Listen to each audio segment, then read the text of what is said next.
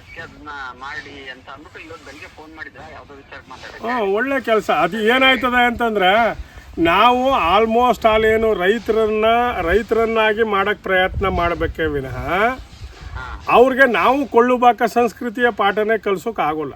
ಅನಿವಾರ್ಯತೆ ಇದ್ದಾಗ ಅದನ್ನು ಮಾಡಿಕೊಡ್ಬೋದು. ಅದಕ್ಕೆ ಎರಡು ಆಪ್ಷನ್ ಅದ. ನಾವೇನು ಮಾಡಬೇಕಾಯ್ತದೆ, ಈಗ ಅವ್ರಿಗೆ ತೋಟ ಮಾಡಿಕೊಡ್ಬೇಕು, ಒಳ್ಳೆ ತೋಟನೂ ಮಾಡಿಕೊಡ್ಬೇಕು, ಆರ್ಗ್ಯಾನಿಕ್ ಫಾರ್ಮಿಂಗ್ನು ನಾವು ಕಲಿಸ್ಬೇಕು. ಹೌದು. ಅಂಥ ಸಂದರ್ಭದಲ್ಲಿ ನಾವೇನು ಮಾಡಬೇಕಾಯ್ತದೆ ಅಂತಂದರೆ, ಅವ್ರಿಗೆ ಅವರ ಟೈಮ್ನ ಇದಕ್ಕೆ ಸ್ಪೆಂಡ್ ಮಾಡೋಕ್ಕೆ ಟೈಮ್ ಇಲ್ಲ, ಆದರೆ ಅಗ್ರಿಕಲ್ಚರಲ್ಲಿ ಇಂಟ್ರೆಸ್ಟ್ ಅದ. ಇಂಟ್ರೆಸ್ಟ್ ಅದೇ. ಹೌದು. ಸೊ ಆಗ ನಾವೇನು ಮಾಡಬೇಕಾಗತ್ತೆ ಅಂತಂದರೆ, ಅವ್ರನ್ನೀಗ ನಾವು ಯಾರಾದರೂ ಅಗ್ರಿಕಲ್ಚರ್ ಗೊತ್ತಿರೋ ಅಂಥವ್ರನ್ನೀಗ ಅವ್ರ ಟೈಮ್ನ ಇನ್ವೆಸ್ಟ್ ಮಾಡೋಕ್ಕೆ ಬಿಡಬೇಕು. ಅದಕ್ಕೆ ತಕ್ಕಂತೆ ನಾವು ಚಾರ್ಜಸ್ ಮಾಡಬೇಕಾಗತ್ತೆ. ನೋಡಿ, ಎಲ್ಲನೂ ನಾನದೇನೋ ಒಂಥರ ಕಮರ್ಷಿಯಲೈಸ್ ಮಾಡಬಾರ್ದು. ಅವಶ್ಯಕತೆ ಇದ್ದಾಗ ಮಾತ್ರ ನಾವು ಏನು ತೂಕ ತಗೋಬೇಕು ಆ ತೂಕ ತಗೊಂಡು ಕೆಲಸ ಮಾಡಿಕೊಟ್ರೆ ಅದು ಸರ್ವಿಸ್ ಆಗೋದ ಹೊರತು ನಾವು ಎಲ್ಲವನ್ನ ದುಡ್ಡಿನ ಮುಖದಿಂದ ಪ್ಯಾರಾಮೀಟ್ರಲ್ಲಿ ನೋಡೋಕ್ಕಾಗಲ್ಲ. ಹಂಗಾಗಿ ಇದ್ರಲ್ಲಿ ನೀವು ಹೇಳಂಗೆ ಬಡವರು ಇರ್ತಾರೆ. ಬಡವರು ಇರ್ತಾರೆ, ಶ್ರೀಮಂತರು ಇರ್ತಾರೆ. ಎಷ್ಟೋ ಜನಕ್ಕೆ ಒಂದು ಅರ್ಧ ಎಕರೆ ಒಂದು ಎಕರೆ ತಗೊಂಡು ಏನೋ ಮಾಡಬೇಕು ಅಂತಿರ್ತಾರೆ. ಎಷ್ಟೋ ಜನ ಏನಾಗಿರುತ್ತೆ ಅಂತಂದರೆ, ಏನೋ 1 ಎಕರೆ 2 ಎಕರೆ ಅವ್ರ ತಾತ ಮುತ್ತಾತರಿಂದ ಕಾಲದಿಂದ ಬಂದಿರೋದಿರುತ್ತೆ. ಅದಕ್ಕೆ ಒಂದು 10 ಲಕ್ಷ 15 ಲಕ್ಷ ದುಡ್ಡನ್ನೀಗ ಸೇರಿಸ್ಕೊಂಡು ಇಟ್ಕೊಂಡು ಇವತ್ತು ನಾವು ಅಗ್ರಿಕಲ್ಚರ್ ಮಾಡಬೇಕು ಅಂತ ಅಂದ್ಬಿಟ್ಟು ಕನಸು ಕಟ್ಕೊಂಡು ಬರಬೇಕು ಅಂತಂತ ಇರುತ್ತೆ. ಸೊ ನಾವಿಲ್ಲಿ ಏನು ಮಾಡಬೇಕು ಅಂತಂದರೆ, ಅವನ ಪರಿಸ್ಥಿತಿನೀಗ ನೋಡ್ಕೊಂಡು ನಾವು ಅವನ್ನ ಗೈಡ್ ಮಾಡಬೇಕು. ಅವನ ಆರ್ಥಿಕತೆ ಎಷ್ಟದ, ಅವನ ಟೈಮ್ ಇನ್ವೆಸ್ಟ್ಮೆಂಟ್ ಎಷ್ಟದ, ಅದನ್ನೆಲ್ಲ ನೋಡ್ಕೊಂಡು ನಾವು ಅವ್ರಿಗೆ ಗೈಡ್ ಮಾಡಬೇಕೇ ಹೊರತು ಸುಮ್ಮನೆ ಅದೊಂಥರ ಫಿಕ್ಸಿಡ್ ಡಿಪಾಸಿಟ್ ಥರ ನಾವು ಇಷ್ಟು ಕೊಡಿ ಅಷ್ಟು ಕೊಡಿ ಅಂತ ಆ ಥರದ್ದೆಲ್ಲ ಮಾಡೋಕ್ಕಾಗಲ್ಲ. ಈಗ ಇದುವರೆಗೂ ನಾನು ಯಾರ ಹತ್ರನೂ ದುಡ್ಡು ತಗೊಂಡಿಲ್ಲ. ಸರ್ ನಮಸ್ತೆ. ನಮಸ್ತೆ ಸರ್. ಏನು ಸರ್ ಕಾಲ ಮೇಲೆ ಕಾಲು, ಏನಕ್ಕೆ ಈ ಕಾಲುಗಳು? ಏನು ಕಾಲ ಮೇಲೆ ಕಾಲು ಫೋನ್ ಕಾಲ್ ಬಗ್ಗೆ ಮಾತಾಡ್ತೀರಾ? ಈಗ ತಾನೇ ಮಾತಾಡಿದ್ರಲ್ಲ, ಯಾವ ವಿಚಾರವಾಗಿ? ಇಲ್ಲ, ತುಂಬ ಜನ ಏನಾಗ್ತಾ ಇದೆ ಅಂತಂದರೆ, ತೋಟಗಳನ್ನು ನಿರ್ವಹಣೆ ಮಾಡಬೇಕು ಅನ್ನೋದ್ರ ಬಗ್ಗೆ ಪರಿಜ್ಞಾನ ಇಲ್ಲ. ಇನ್ನೊಂದು ಜನಕ್ಕೆ ತೋಟಗಳನ್ನು ಯಾವ ರೀತಿ ಕಟ್ಟಬೇಕು, ಹೊಸದಾಗಿ ಶುರು ಮಾಡಬೇಕು ಅನ್ನೋದ್ರ ಬಗ್ಗೆ ಹೆಚ್ಚಿಗೆ ನಾಲೆಡ್ಜ್ ಇರೋದಿಲ್ಲ. ಮತ್ತು ಅವ್ರಿಗೆ ಮಾಮೂಲಿ ರೈತರ ಥರ ಟೊಮೊಟೊ ಬೆಳೆಯೋದು, ಕೋಸು ಬೆಳೆಯೋದು, ವೆಜಿಟೇಬಲ್ ಬೆಳೆಯೋದು, ಬಾಳೆ ಬೆಳೆಯೋದು, ಇದ್ರ ಬಗ್ಗೆನೂ ಅವ್ರಿಗೆ ಐಡಿಯಾ ಇರೋದಿಲ್ಲ. ಏನೋ ಒಂದು ಜೀವನದ ಆಕಾಂಕ್ಷೆ, ನಾವೊಂದು ತೋಟ ಮಾಡಬೇಕು, ಒಂದು ಫಾರ್ಮ್ ಹೌಸ್ ಮಾಡಬೇಕು, ವೀಕೆಂಡಲ್ಲಿ ಇಲ್ಲಿ ಇನ್ವೆಸ್ಟ್ ಮಾಡಿದ್ರೆ ಸೇಫರ್ ಸೈಡ್ ಅನ್ನೋದು ಇನ್ನೊಂದು ಭಾವ. ಸೊ ಇದೆಲ್ಲದರ ಒಟ್ಟು ಪರಿಣಾಮವಾಗಿ ಜನ ಅಗ್ರಿಕಲ್ಚರ್ ಸೆಕ್ಟರ್ಗೆ ಇನ್ವೆಸ್ಟ್ ಮಾಡ್ತಾ ಇದ್ದಾರೆ. ಹೌದು. ಸೊ ಇದರ ಭಾಗವಾಗಿ ಏನು ಮಾಡ್ತಾರೆ ಅಂತಾರೆ, ಎಷ್ಟೋ ಜನಕ್ಕೆ ಸಣ್ಣ ಪುಟ್ಟ ದುಡ್ಡು ಇಟ್ಕೊಂಡಿರ್ತಾರೆ, ಅಥವಾ ಅವ್ರ ತಂದೆ ತಾಯಿ ಯಾರೋ 1 ಎಕರೆ 2 ಎಕರೆ ಜಮೀನನ್ನ ಕೊಟ್ಟಿರ್ತಾರೆ. ಅದು ಅವ್ರ ಕೈಗೆ ಸಿಕ್ಕಿದಾಗ ಭಾಗ ಆಗಿ ಅಲ್ಲೊಂದು ತೋಟ ಕಟ್ಟೋಣ, ಒಂದು ಬಾವಿ ಮಾಡೋಣ, ಒಂದು ಫಾರ್ಮ್ ಹೌಸ್ ಮಾಡೋಣ ಅನ್ನೋ ಕಾನ್ಸಿರುತ್ತೆ. ಆ ವಿಚಾರವಾಗಿ ಎಲ್ಲರೂ ದಿನ ಫೋನ್ ಮಾಡ್ತಾರೆ. ಅಂದರೆ ಈಗ ನಾವೇನು ಮಾಡ್ತೀವಿ ಅಂತಂದರೆ, ಯಾರಿಗೂ ದುಡ್ಡು ತಗೊಳ್ಳಲ್ಲ, ಅಂದರೆ ಸಲಹೆ ಕೊಡೋಕ್ಕೆ ಅಥವಾ ಲೇಔಟ್ ಮಾಡಿಕೊಡೋಕ್ಕೆ. ಓಕೆ, ಡಿಸೈನ್ ಮಾಡಿಕೊಡ್ತೀರಾ? ಯಾವ ಈಗ ಟಾಪ್ ರೂಟು, ಡೀಪ್ ರೂಟು ಮತ್ತು ಮೋನೋಕ್ರಾಪ್ಗೆ ನಾವು ಯಾವತ್ತೂ ಒತ್ತು ಕೊಡಲ್ಲ. ಮಿಕ್ಸ್ಡ್ ಕ್ರಾಪ್ಗಳನ್ನು ಮಾಡೋದಕ್ಕೆ ನಾವು ಆದಷ್ಟು ಕೊಡ್ತೀವಿ. ಮತ್ತು ಕೃಷಿ ಆದಷ್ಟು ಲಾಭದಾಯಕವಾಗಿರಬೇಕು, ಎಕನಾಮಿಕಲಿ ಪ್ರಾಫಿಟ್ ಇರಬೇಕು, ಎಕೋ ಫ್ರೆಂಡ್ಲಿ ಆಗಿರಬೇಕು, ಮತ್ತು ಆರ್ಗ್ಯಾನಿಕ್ ಫಾರ್ಮಿಂಗ್ ಇರಬೇಕು. ಯಾವುದೇ ಕೆಮಿಕಲ್ ಹಾಕದೇ ಮಾಡೋ ರೀತಿಯಲ್ಲಿ ನಾವು ಅವ್ರಿಗೆ ಆದಷ್ಟು ಇಲ್ಲಿ ಹೇಳ್ತೀವಿ. ಕೃಷಿ ಯಾವಾಗ ಲಾಭದಾಯಕವಾಗುತ್ತೆ ಅಂತಂದರೆ, ಅವರು ಇನ್ವೆಸ್ಟ್ಮೆಂಟ್ನ ಅತಿ ಕಡಿಮೆಯಾಗಿ ಆಗ್ತಾರೆ. ಹೌದು, ಡೆಫಿನೆಟ್ಲಿ. ನೀವು ಲಕ್ಷಾಂತರ ರೂಪಾಯಿ ಬೇರೆಯವರು ಕೊಟ್ಬಿಟ್ಟು ಇನ್ವೆಸ್ಟ್ ಮಾಡಿಬಿಟ್ಟು ಪ್ರಾಫಿಟ್ ತೆಗಿಬೇಕು ಅಂದ್ರೆ ಆಗಲ್ಲ. ಅದು ಟೈಮ್ ತಗೊಳುತ್ತೆ. ಈಗ ನಾನದೇನು ಅಂತಾರೆ, ಆದಷ್ಟು ಕೃಷಿಗೆ 10 ರೂಪಾಯಿ ಬಂಡವಾಳ ಹಾಕಬೇಕಾದ್ರೂ ಯೋಚನೆ ಮಾಡ್ಕೊಂಡು ಹಾಕಬೇಕು. ಇದೊಂಥರ ಬಕೆಟಲ್ಲಿ ನೀರದನ್ನ ಬಾವಿಗೆ ಊದ್ಬಿಟ್ಟು ಪುನಃ ಸೇದ್ದಂಗೆ. ಹೌದು. ನಾವು ಬಾವಿ ಒಳಗೆ ಹಾಕ್ಬೇಕಾದ್ರೆ ಯೋಚನೆ ಮಾಡಬೇಕು. ಇದು ಈ ಅಗ್ರಿಕಲ್ಚರ್ ಅನ್ನೋದು ನೋಡೋಕ್ಕೆ ತುಂಬ ಡ್ರಮಟೈಸ್ ಆಗಿ ಕಾಣುತ್ತೆ, ನೀನು ಹೊಸ್ದಾಗಿ ಬಂದು ನೋಡೋನಿಗೆ. ಇಲ್ಲಿ 10 ಪೈಸನೂ ಹೊರಗೆ ತೆಗಿಬೇಕಾದ್ರೆ ತುಂಬ ಕಷ್ಟ ಇದೆ. ಇದೇನು ಒಂಥರ ಷೇರು ಮಾರುಕಟ್ಟೆಯಲ್ಲಿ ದುಡ್ಡು ಬತ್ತೆ ಅಂತ ಅಂದ್ಕೊಂಡಿರ್ತಾರೆ, ಅಲ್ಲೂ ಬರೋದು ಕಷ್ಟವೇ. ಸೊ ಇದು ಆ ಥರ ಸುಲಭ ಇಲ್ಲ, ಯಾವ ವ್ಯವಹಾರನೂ ಅಷ್ಟು ಸುಲಭ ಇಲ್ಲ. ಹಾಗಾಗಿ ಜನರು ಅಗ್ರಿಕಲ್ಚರ್ಗೆ ತೋಟ ಮಾಡೋದಿರಲಿ, ಪ್ರತಿಯೊಂದು ಇರಲಿ, 10 ತೋಟಗಳನ್ನು ಸುತ್ತಿ ನಿಮಗೆ ಯಾವುದು ಬೇಕು ಅಂಥದ್ದನ್ನು ನೀವು ಒಂದು ಚಿತ್ರಣವನ್ನು ನೀವು ಮಾಡ್ಕೋಬೇಕು, ಏನು ಮಾಡಬೇಕು. ಕೊನೆಗೆ ಒಂದು 10 ಜನದ ಹತ್ರ ಸಲಹೆ ತಗೊಳ್ಳಿ. ಸೊ ನೀವು ಆಗ ಅಗ್ರಿಕಲ್ಚರ್ನ ಕಲೀಲಿಕ್ಕೆ ಶುರು ಮಾಡ್ತಿದ್ದೀರಿ ಅಂತ ಅರ್ಥ. ಹೌದು. ಸುಮ್ಮನೆ ಏನೂ ಗೊತ್ತಿಲ್ಲದೆ ಲಕ್ಷಾಂತರ ರೂಪಾಯಿನ ಅದಕ್ಕೆ ಇನ್ವೆಸ್ಟ್ ಮಾಡೋದಲ್ಲಿ ಅರ್ಥ ಇಲ್ಲ. ಯಾವತ್ತೂ ಅಗ್ರಿಕಲ್ಚರಲ್ಲಿ ಎಲ್ಲರೂ ಏನು ಮಾಡ್ತಾರೆ, ಅಟ್ಲೀಸ್ಟ್ ಒಂದು ಲೇಬರ್ನ ತಗೊಂಬಂದು ಇಡ್ತೀರ ಅಲ್ಲಿಗೆ 15,000 to 20,000 ರೂಪಾಯಿ ಒಂದು ತಿಂಗಳಿಗೆ ದುಡ್ಡು ಕೊಡಬೇಕು ಅವನಿಗೆ. 1 ವರ್ಷ ನೀವು ಆತನ್ನು ಇಟ್ಕೋಬೇಕು ಅಂದರೆ ಎಷ್ಟು ದುಡ್ಡು ಆಯಿತು? 1.5 ಲಕ್ಷ 2 ಲಕ್ಷ ಹತ್ರ ಅವ್ನು ಖರ್ಚು ಮಾಡಿ 2.25 ಲಕ್ಷ ರೂಪಾಯಿ ಆಯ್ತದೆ. ಅದಲ್ಲದೆ ನೀವು ಅಷ್ಟಕ್ಕೆ ನಿಂತೀರಾ, ನೀವು ಒಂದು TVS ತಗೊಡ್ತೀರಾ ಅವನಿಗೆ, ಯಾವ್ದಾದ್ರು ಒಂದು ಸ್ಕೂಟಿ ತಗೊಡ್ತೀರಾ, ಅದಕ್ಕೆ ಪೆಟ್ರೋಲ್ ಕೊಡಬೇಕು, ಒಂದು ನಾಯಿ ಸಾಕ್ತೀರ, ಅದಕ್ಕೆ ಅನ್ನ ಕೊಡಬೇಕು. ಹೌದು. ಇದೆಲ್ಲದರ ಖರ್ಚು ಏನು ಮಾಡುತ್ತೆ, ನಿಮ್ಮ ಫಾರ್ಮ್ ಮೇಲೆ ಬೀಳುತ್ತೆ. ನೀವೆಲ್ಲೋ ಇರ್ತೀರ, ಕಾರ್ ತಗೊಂಡು ಈ ತೋಟಕ್ಕೆ ಬರ್ತೀರ, ಒಂದು ದಿವಸ ಕಾರ್ಲಿ ಬಂದರೆ 3,000 4,000 ಖರ್ಚಾಯ್ತೆ ಒಂದು ವಾರಕ್ಕೆ. ಇದೆಲ್ಲ ಏನು ಎಕನಾಮಿಕಲ್ ಬರ್ಡನ್. ಸೊ ಟೆಕ್ನಿಕಲಿ ನೀವು ತಾಂತ್ರಿಕವಾಗಿ ತರಬೇತಿಗಳನ್ನ ಕರೆಕ್ಟಾಗಿ ಮಾಡಿಕೊಂಡು 16 ಜನದು ಯಾರು ಅನುಭವಿ ತೋಟಗಾರರಿದ್ದಾರೆ, ಲಾಭದಾಯಕವಾಗಿ ನಡೆಸ್ತಾ ಇದ್ದಾರೆ, ಎಕೋ ಫ್ರೆಂಡ್ಲಿಯಾಗಿ ಅಗ್ರಿಕಲ್ಚರ್ನ ನಡೆಸ್ತಾ ಇದ್ದಾರೆ, ಅಂಥವ್ರನ್ನ ನೀವು ಮೀಟ್ ಮಾಡಿ ಸರಳವಾಗಿರ್ತಕ್ಕಂಥ ಉಪಾಯಗಳನ್ನ ಇಂಪ್ಲಿಮೆಂಟ್ ಮಾಡಿ. ಆಮೇಲೆ ಎಲ್ಲರೂ ಬರ್ತಾರೆ, ಒಂದೇ ಸತಿ ಎಲ್ಲ ಥರದ ಗಿಡನೂ ಇಂಪ್ಲಿಮೆಂಟ್ ಮಾಡಿಬಿಡ್ಬೇಕು ಅಂದರೆ ಶೇಡಲ್ಲಿ ಬೆಳೀತಕ್ಕಂಥದ್ದು ಇವು ಎಲ್ಲ ಆ ಥರ. ಅಗ್ರಿಕಲ್ಚರಲ್ಲಿ ಏನಿದ್ರು ಲೋ ಬಜೆಟಲ್ಲೇ ನಾವು ಅಗ್ರಿಕಲ್ಚರ್ನ ರನ್ ಮಾಡಬೇಕು. ಈಗ ಏನಂತಂದರೆ ಅದೇ ಲೋ ಬಜೆಟೇ. ತುಂಬ ಜನ ನಿಮಗೆ ಫೋನ್ ಮಾಡಿರ್ತಾರೆ, ನಮಗೂ ಒಂದಷ್ಟು ಜನ ಫೋನ್ ಮಾಡ್ತಾರೆ. ಹೌದು. ಏನಂತಂದರೆ ಕೇಳಿದ್ರು ಇವರು, ಅಷ್ಟು ಕೇಳಿದ್ರು ಅವರು, ತೋಟ ಅವ್ರ ಹತ್ರ ಮಾಡಿಸ್ಬೋದಾ, ಹೆಂಗೆ ಏನು ದ್ವಂದ್ವದಲ್ಲಿರ್ತಾರೆ. ಡೆಫಿನೆಟ್ಲಿ. ಈಗ ಏನು ಮಾಡಬೇಕು, ಈಗ ಹೊಸ್ದಾಗಿ ತೋಟ ಮಾಡೋರು ದ್ವಂದ್ವಕ್ಕೆ ಹೋಗಬಾರ್ದು, ಅವರೊಂದು ಕ್ಲಾರಿಟಿಗೆ ಬರಬೇಕು ಅಂತಂದರೆ ಏನು ಮಾಡಬೇಕು? ಈಗ ನರ್ಸರಿಲೇ ಆಗಲಿ ಅವ್ರ ಗಿಡಗಳನ್ನ ಆಯ್ಕೆ ಮಾಡ್ಕೊಳ್ಳೋದು, ತಪ್ಪಿದ್ರೆ ತೋಟಕ್ಕೆ ಫೆನ್ಸಿಂಗ್ ವರ್ಕಿಂದ ಹಿಡಿದು ನಂತರ ಏನೇನು ಮಾಡಿಸ್ಬೇಕು, ನೀರಿನ ವ್ಯವಸ್ಥೆ ಹೆಂಗೆ ಮಾಡ್ಕೋಬೇಕು, ಇದರಲ್ಲೆಲ್ಲ ಅವ್ರು ಕ್ಲಾರಿಟಿ ತೊಗೊಬಿಟ್ರೆ ಅವ್ರ ತೋಟನ ಅವ್ರು ಆರಾಮಾಗಿ ನಿಧಾನಕ್ಕೆ ಮಾಡ್ಕೋಬೋದು. ಡೆಫಿನೆಟ್ಲಿ. ಫಸ್ಟ್ ಆಫ್ ಆಲ್ ಅವರು ಮಾಡಬೇಕಾಗಿರೋದೇನು ಅಂತಂದರೆ, ಅಗ್ರಿಕಲ್ಚರ್ ಅಂದರೆ ಏನು ಅಂತ ಅವ್ರಿಗೆ ಅರ್ಥ ಆಗಬೇಕು ಅಂತಂದರೆ ಯಾವುದಾದ್ರೂ ಟ್ರೈನಿಂಗ್ ಕ್ಲಾಸ್ಗಳಿಗೆ ಅಟೆಂಡ್ ಮಾಡಬೇಕು.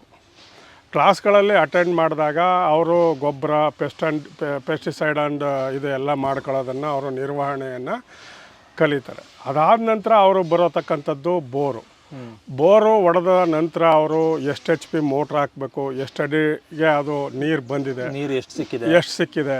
ಈಗ ಬೋರ್ ಹೊಡೆದಾಗ ಏನು ಮಾಡ್ತಾನೆ ಅಂತಂದರೆ ಬಕ್ಸಿಸ್ ದುಡ್ಡು ಇಸ್ಕೊಳ್ಳೋಕ್ಕೋಸ್ಕರ ಸರ್ 3 ಇಂಚ್ ಬಂದ್ಬಿಟ್ಟದೆ, 4 ಇಂಚ್ ಬಂದ್ಬಿಟ್ಟದೆ ಅಂತ ಹೇಳೋದು. ಇನ್ನು ಕೆಲವರೆಲ್ಲ ನನಗೆ ಫೋನ್ ಮಾಡಿಬಿಟ್ಟು ಸರ್ ನನಗೆ 4 ಇಂಚ್ ನೀರು ಬಂದಿದೆ ಅಂತ ಹೇಳ್ತಾರೆ ಸರ್ ಅಂತ ಅನ್ನೋದು. ಬೋರ್ ಹೊಡೆದಿದೆಯಪ್ಪ ಅಂತ ಕೇಳೋದು. ಬೋರ್ ಹೊಡೆದಿದ್ದೆ ಅಂದರೆ ಇಲ್ಲ ಸರ್ ಟೆಸ್ಟ್ ಮಾಡಿಬಿಟ್ಟು 4 ಇಂಚ್ ನೀರು ಬರುತ್ತೆ ಅಂತ ಹೇಳಾರೆ ಸರ್ ಅನ್ನೋದು. ನನಗೆ ತಲೆ ಸುದ್ದಂಗೆ ಆಗ್ಬಿಡುತ್ತೆ. ಯಾಕಂದರೆ ನಾನು ಜೀವಮಾನದಲ್ಲಿ 13 ಬೋರ್ ಹೊಡೆಸಿದ್ದೀನಿ ನಾನು. ಎಲ್ಲ ಅರ್ಧ ಇಂಚು 3/4 ಇಂಚು ಹಿಂಗೆ ಬಂದಿರೋದು. ಆಮೇಲೆ ಎಷ್ಟೇ ದೊಡ್ಡ ಬೋರಲ್ಲಿ ನೀರು ಬಂದರೂ ನಾವು ಒಳಗಡೆ ಬಿಡೋದು 2 ಇಂಚ್ ಪೈಪೇ. ಇದು ಕ್ಲಾರಿಟಿ ಇರಬೇಕಾಗಿರೋದು. ಸೊ 2 ಇಂಚ್ ಪೈಪಲ್ಲಿ ನಮಗೆ ಒಂದು 6 HP 7 HP ಮೋಟ್ರ್ ಹಾಕಿದ್ರೆ ಪರ್ ಅವರು 10,000 to 12,000 ಲೀಟರ್ ನೀರು ಡಿಸ್ಚಾರ್ಜ್ ಆಗುತ್ತೆ, ಔಟ್ಪುಟ್ ಆಗುತ್ತೆ. ಸೊ 6 ಗಂಟೆ ನೀರು ಅಂತಂದರೆ ನಮಗೆ ಒಂದು 60-70 ಸಾವಿರ ಅಥವಾ 1 ಲಕ್ಷ ನೀರು ಗಂಟೆ ನಮಗೆ ರೀಚ್ ಆಗುತ್ತೆ. 10 HP ಹಾಕಿದ್ರೆ 1 ಲಕ್ಷ ಲೀಟರ್ ನೀರನ್ನ ಔಟ್ಪುಟ್ ಮಾಡ್ಬೋದು. ಸೊ ಇದರಲ್ಲಿ ಒಂದು 8 ಎಕರೆ ಅಗ್ರಿಕಲ್ಚರ್ ಮಾಡ್ಬೋದು ನಾವು. ಸೊ ಇದು ನಮಗೆ ಅರ್ಥ ಆಗಬೇಕು, ನೀರಿಂದು ವ್ಯಾಲ್ಯೂ ಅರ್ಥ ಆಗಬೇಕು. ಸೊ ನಾವು ಅದಾದ ನಂತರ ಫಸ್ಟು ಎಲ್ಲರೂ ಏನು ಮಾಡ್ತಾರೆ ಅಂದರೆ ಬೇರೆದಕ್ಕೆಲ್ಲ ಮಟ್ಟ ಮಾಡೋದಕ್ಕೆ ಇದಕ್ಕೆ ಎಲ್ಲಕ್ಕೂ ಫಸ್ಟು ಇನ್ವೆಸ್ಟ್ ಮಾಡಿಬಿಡ್ತಾರೆ. ನಾನದೇನು ನಿಮ್ಮ ಕನಸು ಡೆವಲಪ್ ಆಗಬೇಕು ಅಂದರೆ ಅಲ್ಲಿ ಬೋರ್ ಹೊಡೆದು ನೀರು ಬಂದ ಮೇಲೇ ನಿಮ್ಮ ಕನಸು ಡೆವಲಪ್ ಆಗೋದು. ಹಾಗಾಗಿ ಬೇರೆದಕ್ಕೆಲ್ಲ ಫಸ್ಟು ಇನ್ವೆಸ್ಟ್ ಮಾಡಬೇಡಿ. ಸೊ ಫಸ್ಟು ನೀವು ಇನ್ವೆಸ್ಟ್ ಮಾಡಬೇಕಾ, ಫಸ್ಟು ಜಮೀನು ತಗೊಂಡ್ರೆ ಅಥವಾ ಇತ್ತ ಜಮೀನು ಅದರಲ್ಲೊಂದು ಡ್ರಿಲ್ ಮಾಡಿಸಿ, ಯಾವುದಾದ್ರೂ ನೀವು ಡ್ರಿಲ್ ಮಾಡಿಸಿ, ನಿಮ್ಗೆ ಯಾವ ಥರ ಆಯ್ಕೆ ಬೇಕು ಸೈಂಟಿಫಿಕ್ಕಾಗಿ ನೀವು ಜಿಯಾಲಜಿಸ್ಟ್ ಕಲ್ಲಿ ಮಾಡಿಸ್ತೀರಾ ಅಥವಾ ತೆಂಗಿನಕಾಯಲ್ಲಿ ಮಾಡಿಸ್ತೀರಾ, ಇನ್ನೊಂದಲ್ಲಿ ಏನೋ ಮಾಡಿಸ್ತೀರಾ, ಅದು ನಿಮ್ಮ ಆಯ್ಕೆಗೆ ಬಿಟ್ಟು ಸ್ವತಂತ್ರ. ಸೊ ನೀವು ಟೆಸ್ಟ್ ಮಾಡಿಸಿದ ನಂತರ ನೀವೇನು ಮಾಡಬೇಕಾಗಿರೋದು, ಸೊ ಬೋರ್ ಹೊಡೆಸ್ಬೇಕು. ಮತ್ತು ಅವನು 4 ಇಂಚ್ ಬತ್ತೆ 5 ಇಂಚ್ ಬತ್ತೆ ಹಿಂಗೆಲ್ಲ ಉಬ್ಬಿಸ್ತಾರೆ, ಅದೆಲ್ಲ ತಲೆಯಲ್ಲಿ ಇಟ್ಕೋಬಾರ್ದು. ಫಸ್ಟ್ ಆಫ್ ಆಲ್ ನೀವು ಬೋರ್ ಹೊಡೆದು ಮೋಟ್ರ್ ಬಿಟ್ಟು ನೀರು ಚೆಕ್ ಮಾಡಬೇಕು. ಯಾವ ರೀತಿ ಒಂದು 3-4 ಡೇಸ್ ಅದು ಕಂಟಿನ್ಯೂ ಓಡಿಸ್ಬೇಕು ಮೋಟ್ರನ್ನ. ಆಗ ಆ ಮೋಟ್ರಲ್ಲಿ ಎಷ್ಟು ನೀರು ಬರುತ್ತೆ ಅನ್ನೋದು ನಮಗೆ ಕ್ಲಾರಿಟಿ ಬರುತ್ತೆ.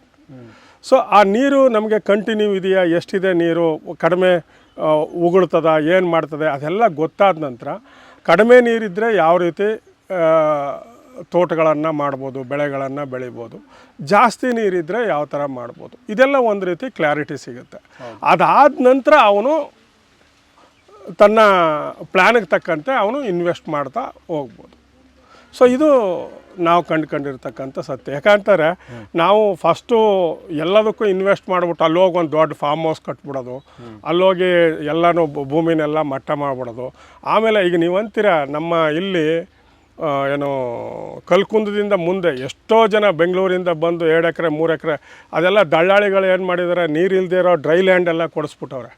600 ಅಡಿ 800 ಅಡಿ 1000 ಅಡಿ ಹೋದರೂ ಅಲ್ಲಿ ನೀರಿಲ್ಲ. ಎಲ್ಲರೂ ಏನು ಮಾಡವ್ರೆ, ಒಂದೊಂದು ತೋಟ ತಗೊಂಡು ಫೆನ್ಸಿಂಗ್ ಮಾಡಿ ಬಿಟ್ಬಿಟ್ಟವ್ರೆ. ಅಲ್ಲಿ 1 ಲೋಟ ನೀರು ಕುಡಿಯೋವನಿಗೂ ಇಲ್ಲ, ಕೊಡೋವನಿಗೂ ಇಲ್ಲ, ಹಂಗದೆ ಜಾಗ ಅದು. ಅಂಥ ಜಾಗದಲ್ಲೆಲ್ಲ ಇವರು ಜಮೀನು ತಗೊಂಡು ಪಾಪ ಇನ್ವೆಸ್ಟ್ ಮಾಡಿ ಆ ಕನಸು ಭಗ್ನ ಆಗಿ ಕೂತಿರ್ತಾರೆ. ಸೊ ಹಾಗಾಗಿ ನೀವು ಜಮೀನು ತಗೊಳ್ಳೋಕ್ಕೂ ಮೊದಲಾಗೆ ಅಲ್ಲಿ ವಾಟರ್ ಫೆಸಿಲಿಟಿ ಇದೆಯಾ, ಪಕ್ಕದಲ್ಲಿ ಯಾವುದಾದ್ರೂ ಕೆರೆಗಳಿದಾವ, ನದಿಗಳಿದಾವ, ಅಥವಾ ಯಾವುದಾದ್ರು ಕಾಲುವೆಗಳು ಹರಿತಾವ, ವಾಟರ್ ರೀಚಾರ್ಜ್ ಆಗೋದಕ್ಕೆ ಅವಕಾಶಗಳಿದಾವ, ಎಷ್ಟಿದಾವೆ, ಎಷ್ಟು ಅಡಿಗೆ ನೀರು ಬಂದಿದೆ, ಯಾವ ಥರ ಅಲ್ಲಿ ಎಷ್ಟು ವರ್ಷಕ್ಕೆ ಒಂದ್ಸತಿ ನೀರು ಬೋರಲ್ಲಿ ಯಾವ ತಿಂಗ ನೀರು ಕಡಿಮೆ ಆಗುತ್ತೆ, ಯಾವ ತಿಂಗ ನೀರು ಜಾಸ್ತಿ ಓಡ್ತವೆ. ಸೊ ಅಲ್ಲೇನಾದ್ರು ರೀಚಾರ್ಜ್ ಆಗೋಕ್ಕೆ ಅವಕಾಶಗಳಿದಾವ, ಅಥವಾ ಕ್ಯಾಚ್ಮೆಂಟ್ ಏರಿಯಾ ಇದೆಯಾ, ಈ ಎಲ್ಲ ಪೂರ್ವಗ್ರಹ ಇನ್ಫಾರ್ಮೇಷನ್ಗಳನ್ನ ಅರ್ಥ ಮಾಡಿಕೊಂಡು ಅವರು ಆ ಜಾಗದಲ್ಲಿ ಜಮೀನುಗಳನ್ನ ತಗೋಬೇಕು. ಸುಮ್ಮನೆ ರೋಡ್ ಅದೇ ಅಂತ ಅಂದ್ಬಿಟ್ಟು ಅದಕ್ಕೆ ತಗೊಂಬಿಡೋದು, ಅಲ್ಲಿ ನೀವೇನೇ ಮಾಡಿದ್ರೂ ನೀರು ಬರಲ್ಲ ಕೆಲವು ಏರಿಯಾಗಳಲ್ಲಿ. ಸೊ ಅದನ್ನೆಲ್ಲ ನೋಡಿ ನೀವು ಮಾಡಬೇಕು. ಮತ್ತು ಅದಲ್ಲದೆ ಇತ್ತೀಚಿನ ದಿನಗಳಲ್ಲಿ ಎಷ್ಟೋ ಜನ ಒಬ್ರಿಗೆ ಏನು ಮಾಡಿದ್ದಾರೆ, ಫೇಕ್ ಡಾಕ್ಯುಮೆಂಟ್ ಕ್ರಿಯೇಟ್ ಮಾಡಿ ಒಳಗಡೆನೇ 5 ಎಕರೆ ಜಮೀನು ಕೊಡಿಸ್ಬಿಟ್ಟವ್ರೆ. ಅದು ಮಿಲ್ಟ್ರಿ ರಿಟೈರ್ಡ್ ಆಗಿ ಬಂದಿರೋರು ಪಾಪ ಹೊಟ್ಟೆ ಉರಿದೋಯ್ತು. ಸರ್ ನೀವು ಯಾರೋ JCB ಅವನು ಹೇಳೋಣ, ಅಣ್ಣ ನೀವು ಶಿವಕುಮಾರ್ ಅಣ್ಣ ಅವ್ರು ಕರೆಸಿ ಸರ್, ನೀವು ಈ ಕೆರೆ ಒಳಗೆ ಯಾತಕ್ಕೆ ನಮಗೆಲ್ಲ ದುಡ್ಡು ಕೊಟ್ಟು ಕೆಲಸ ಮಾಡಿಸ್ತೀರಾ ಅಂತ. ಕೆರೆಯ ಕಡೆ ಭಾಗದ ನೀರು, ಹಿನ್ನೆಲೆಗೆ ನೀರು, ಆ ಕೆರೆ ತುಂಬಿತು ಅಂತಂದರೆ ಅವ್ರ ತೋಟಕ್ಕೆ ಕಂಪ್ಲೀಟ್ ನೀರು ನಿಂತ್ಕತ್ತೆ ನಡುವಿನ ಮಟ್ಟ. ಅಲ್ಲಿ 5 ಎಕರೆ ಜಮೀನಿಗೆ ಕೊಡಿಸ್ಬಿಟ್ಟವ್ರೆ. ಆಗ JCB ಅವ್ರು ನನಗೆ ಫೋನ್, ಅಣ್ಣ ಇವರು ಮಿಲ್ಟ್ರಿಲಿ ರಿಟೈರ್ಡ್ ಆಗಿರೋದಂತಣ್ಣ, ಒಂಚೂರು ಇವ್ರಿಗೆ ಹೆಲ್ಪ್ ಮಾಡಬೇಕು, ಬಣ್ಣ ನೀನು ಕೊಡೋ ಇವ್ರಿಗೆ, ನಮ್ಮ ಕರೆದು ಕಟ್ಟೆ ಹಾಕ್ಸ್ತವ್ರ, ಅವ ಜಮೀನು ಕೊಡಬೇಕಾದವನು ಇಲ್ಲಿ ಕೊಡಿಸ್ಬಿಟ್ಟವನೇ ಅಂತ. ಅವರು ಹೋಗೋ ಗಂಟ ಪಾಪ ಆ ಜಮೀನಿಗೆ ದಾರಿ ಇಲ್ಲ. ದಾರಿನೂ ಅವರೇ ಅಪ್ಪ ಮಗ ಇಬ್ಬರು JCB ತಗೊಂಡು ಎಲ್ಲ ಎಲಿಕು ರೋಣಿನಲ್ಲೆಲ್ಲ ರಿಪೇರಿ ಮಾಡಿಸ್ತವ್ರೆ. ಅಷ್ಟಕ್ಕೆ ನಾನು ಹೋದೆ, ಸರ್ ಇದಿಲ್ಲಿ ಯಾಕೆ ನೀವು ಈ ಕಟ್ಟೆ ಎಲ್ಲ ಹಾಕ್ಸ್ತಾ ರೀ, ಜಮೀನು ಕೊಟ್ಟವ್ರು ಹೇಳಿದ್ರು ನಮಗೆ ಈ ಸುತ್ತ ಕಟ್ಟೆ ಹಾಕ್ಬಿಟ್ರೆ ಒಳಕ್ಕೆ ನೀರು ಬರೋಲ್ಲ, ಆಗ ನೀವೇನು ಬೇಕಾದ್ರೂ ಬೆಳಿಬೋದು ಅಂತ. ಸರ್ ಈಗ ನಿಮಗೆ ಕುಣಕಾಲು ಮಟ್ಟ ನೀರದೆ, ಮಳೆಗಾಲದಲ್ಲಿ ನಡುವಿನ ಮಟ್ಟ ನೀರು ಬರ್ತಿಲ್ಲ ನಿಮ್ಮ ಹೊಲಕ್ಕೆ, ಆಗ ಏನು ಬೆಳಿತೀರಾ? ಕೆರೆಗೆ ಹೋಗ್ಬಿಟ್ಟು ಟ್ರೆಂಚ್ ಮಾಡ್ತಾ ಇರೋದು.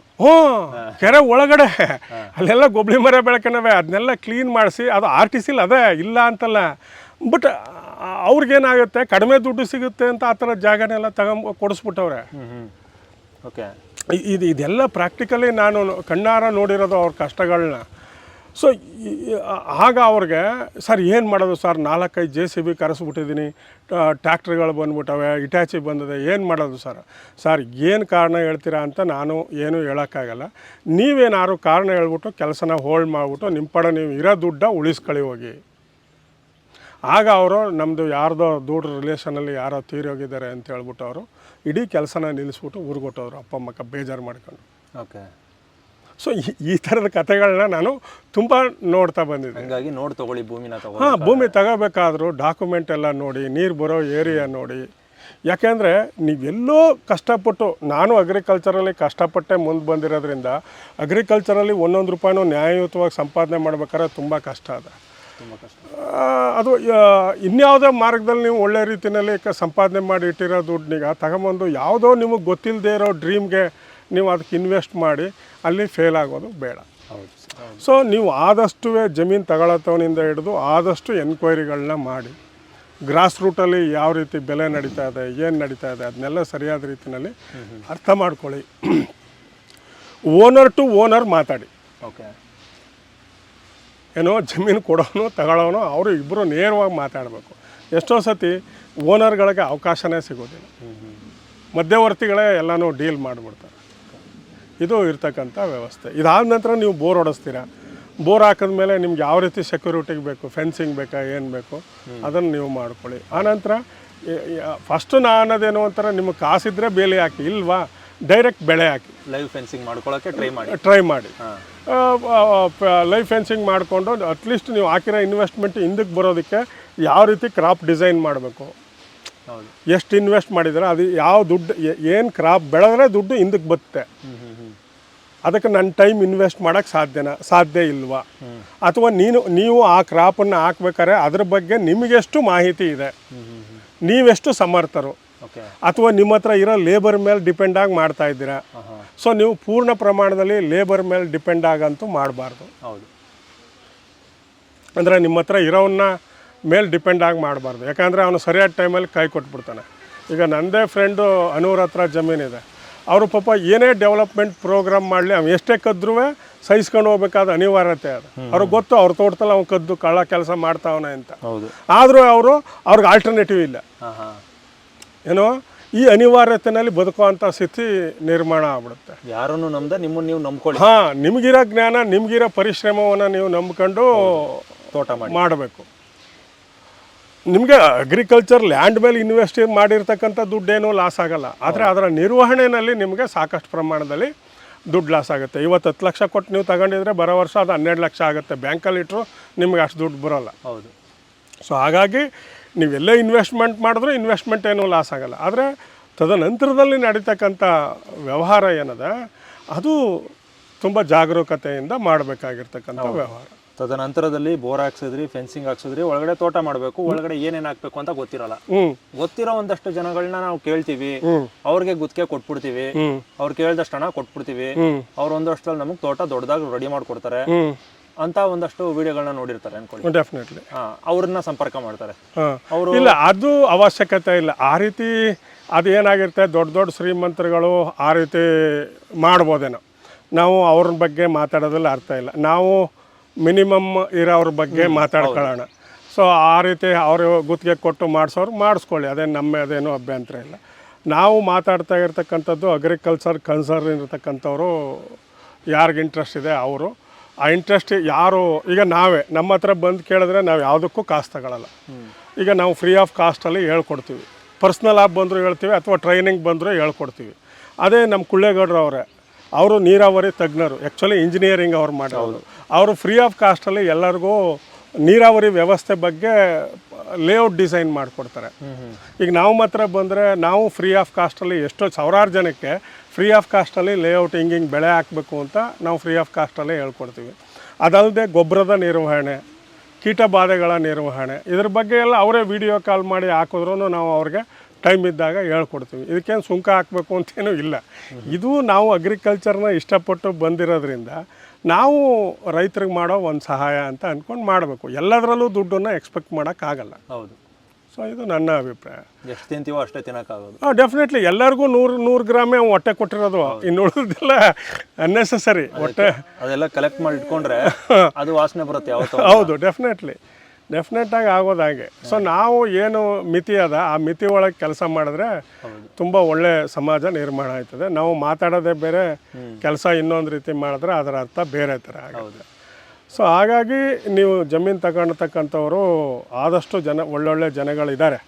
ಈಗ ಸಂದೀಪ್ ಮಂಜುನಾಥ್ ಇದ್ದಾರೆ, ಅವರು ತುಂಬ ಆ್ಯಕ್ಚುಲಿ MSc AG ಮಾಡಿರ್ತಕ್ಕಂಥದ್ದು, ಗಂಡ ಹೆಂಡತಿ ಇಬ್ಬರು. ಅವರು ಸಾಕಷ್ಟು ಜನಕ್ಕೆ ಸಹಾಯ ಮಾಡ್ತಾರೆ. ಕುಳ್ಳೇಗೌಡರು ಇದ್ದಾರೆ, ನಾವಿದ್ದೀವಿ, ಇನ್ನು ಡಾಕ್ಟರ್ ನಾಗಭೂಷಣ್ ಇದ್ದಾರೆ, ಸಾಯಿಲ್ ವಾಸು ಇದ್ದಾರೆ. ಇವರೆಲ್ಲ ಏನು ಅಂದರೆ ಯಾರು ಏನನ್ನು ಎಕ್ಸ್ಪೆಕ್ಟ್ ಮಾಡದೆ ಕೆಲಸ ಮಾಡ್ತಕ್ಕಂಥವ್ರು. ಯಾವುದು ಈ ಒಂದು ಆರ್ಗ್ಯಾನಿಕ್ ಫೀಲ್ಡ್. ಸೊ ಇವ್ರನ್ನೆಲ್ಲ ನೀವು ಅಪ್ರೋಚ್ ಮಾಡ್ಬೋದು. ಸೊ ತುಂಬ ಜನ ರೈತರಿದ್ದಾರೆ, ಅವ್ರನ್ನ ಹೋಗಿ ಸಂಪರ್ಕ, ಅವರ ತೋಟನ ಒಂದ್ಸಲ ನೋಡಿ ವಿಸಿಟ್ ಮಾಡಿ. ಹೌದು, ಅವರು ನೀರಿನ ವ್ಯವಸ್ಥೆ ಮಾಡ್ಕೊಂಡಿದ್ದಾರೆ, ಗಿಡಗಳನ್ನ ಯಾವ ಆಮೇಲೆ ಆಮೇಲೆ ಏನಾಗಿದೆ ಅಂತಂದರೆ ಈ ಅಗ್ರಿಕಲ್ಚರ್ ಹೊಸಬನಿಗೆ ಯಾವ ಸರಿ ಯಾವ ಸುಳ್ಳು ಅನ್ನೋದೇ ಕನ್ಫ್ಯೂಸು. ಈಗ 100 ವಿಡಿಯೋಗಳವ ಯೂಟ್ಯೂಬ್ ಅಂತಂದರೆ ಅವನಿಗೆ ಸರಿ ಯಾವುದು ಒಳ್ಳೇದು ಯಾವುದು ಅಂತ ಆಯ್ಕೊಳ್ಳೋಕ್ಕೆ ಅವನಿಗೆ ಫಂಡಮೆಂಟಲ್ ನಾಲೆಡ್ಜ್ ಇದ್ರೆ ಇದು ಸರಿ ಇದು ತಪ್ಪು ಅಂತ ಗೊತ್ತಾಗುತ್ತೆ. ಮತ್ತು ಇನ್ನೊಂದು ಏನಂತಂದರೆ ಈ ಯೂಟ್ಯೂಬರ್ಸ್ಗಳು ಅವರು ವ್ಯೂಸ್ ಆಗಲಿ ಅಂತ ಆ ಥರ ತಮ್ನೇಲ್ಗಳಾಗ್ತಾರೋ ಇಲ್ಲ ಎಲ್ಲ 90 ಭಾಗ ಅದು ಅದು ಇದನ್ನ ಬೆಳೆದ್ರೆ ನಿಮಗೆ 10 ಲಕ್ಷ ಗ್ಯಾರಂಟಿ, ಬೆಳೆದ್ರೆ ನಿಮಗೆ ಲಕ್ಷ ಗ್ಯಾರಂಟಿ. ಆಮೇಲೆ ಏನಾಗಿದೆ ಅಂತಂದ್ರೆ ಈ ಬೆಳೆಯೋ ಈ ತರ ಮಾಡೋರ್ದು ತಪ್ಪಿದೆ. ಹೆಚ್ಚಿಗೆ ದುಡ್ಡಿದೆ ಅಂದ್ರೆ ಕಣ್ಣು ಕಿವಿ ಮೂಗು ಬಾಯಿ ಎಲ್ಲ ಅಗಲಾಯ್ತವೆ, ಆಮೇಲೆ ಹೆಚ್ಚು ವ್ಯೂ ಓಡ್ತವೆ. ಹೌದು, ಯಾವುದು ಕೋಟಿ ರೂಪಾಯಿ ಇವೆಲ್ಲ ರೂಪಾಯಿ ಬಂದ್ಬಿಡುತ್ತೆ ನಿಮ್ಗೆ 2 ತಿಂಗಳಿಗೆ. ನೀವು ನ್ಯಾಯವಾಗಿ ಮಾತಾಡೋ ಅಂತವ್ರಿಗೆ ಅದು ಕಿವಿ ಮೂಗಿಗೆ ಏನು ಎಂಟರ್ಟೈನ್ಮೆಂಟ್ ಕೊಡಲ್ಲ, ಅವ್ರಿಗೆ ಪಂಚೇಂದ್ರಿಯಗಳು ಕೆಲಸ ಮಾಡಲ್ಲ. ಅಲ್ಲಿ ನಮ್ ಜನಕ್ಕೂ ಸುಳ್ಳು ಬೇಕು, ಸುಳ್ಳು ಅದು ದುಡ್ಡು ಬೇಕು. ಹೌದು, ಆ ಸುಳ್ಳು ಮತ್ತೆ ದುಡ್ಡು ಎರಡು ಹತ್ತತ್ರ ಎರಡು ಕೆಲಸ ಮಾಡ್ತವೆ. ಅದು ತುಂಬಾ ಇಷ್ಟ ಆಗುತ್ತೆ ಮನುಷ್ಯನಿಗೆ. ಹೌದು, ದುಡ್ಡು ಇಷ್ಟ, ಸುಳ್ಳು ಇಷ್ಟ. ನಿಜ ಹೇಳಿದ್ರೆ ನಾನು ಕೇಳಲ್ಲ, ಅರ್ಥವಾಗಲ್ಲ, ಅರ್ಥನೇ ಆಗಲ್ಲ, ಮತ್ತೆ ಕಂಟೆಂಟ್ಸ್ ಅವನಿಗೆ ಎಂಟರ್ಟೈನ್ಮೆಂಟ್ ಆಗಲ್ಲ. ಯಾಕಂದ್ರೆ ಈಗ ನಾವ್ ಹೇಳೋದೆಲ್ಲವೇ ರಿಸ್ಕು. ಹೌದು, ಇದೆಲ್ಲ ಬೇಕಾಗಿಲ್ಲ, ಅವನಿಗೆ ಬೇಕಾಗಿರೋದೇನು ಮಜಾ, ಅಂದ್ರೆ ಸುಲಭವಾಗಿ ಆಗ್ಬಿಡ್ಬೇಕು ಎಲ್ಲವೇ. ಸೊ ಹಾಗಾಗಿ ಅದರಲ್ಲಿ ಲಕ್ಷ ಕೋಟಿ ಅಂತಂದಾಗ ಕಣ್ಣು ಮೂಗಿ ಕಿವಿ ಎಲ್ಲ ಬಾಯಿ ಎಲ್ಲ ದೊಡ್ಡದಾಯ್ತದೆ. ಆ ಟ್ರ್ಯಾಪಲ್ಲಿ ಹೋಗಿ ಬೀಳೋದು. ಆಮೇಲೆ ಎಷ್ಟೋ ಜನ ಅಂತಾರೆ ಯಾವ್ಯಾವ ಏರಿಯಾದಲ್ಲಿ ಏನೇನು ಬೆಳಿಬೇಕು ಅಂತ ಅನ್ನೋದ್ರ ಬಗ್ಗೆ ಕ್ಲಾರಿಟಿನೇ ಇಲ್ಲ. ಎಲ್ಲ ಏರಿಯಾದಲ್ಲೂ ಎಲ್ಲನೂ ಬೆಳೀರಿ ಅಂತಾರೆ. ಎಲ್ಲ ಏರಿಯಾದಲ್ಲೂ ಎಲ್ಲವೂ ಚೆನ್ನಾಗಿ ಬರೋಲ್ಲ.